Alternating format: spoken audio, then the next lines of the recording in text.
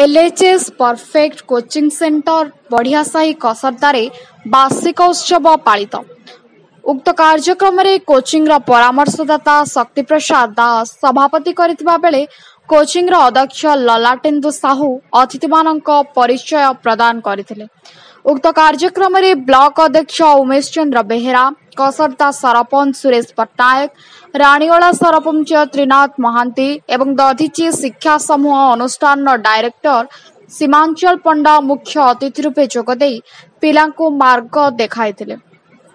शेषरे coaching परिचालक मुख्य हेमंत कुमार मल्लिक धन्यवाद प्रदान करथिले। शेषरे सांस्कृतिक कार्यक्रम रे विजयिनी प्रियंका, काजल, स्निग्धा, सौम्या, शुभलक्ष्मी, पुष्पा, अनुष्का प्रमुख नृत्य गीत रे भाग नेथिले एवं साधना कलानिकेतन सिथाल रो कुनी कुनी कलाकार माने मध्य नाच गीत परिवेशन करथिले। परिवेशन करिवे सेही साधना शिक्षा निकेतन कुनी कुनी कलाकार माने तांग मंच को स्वागत करिबा।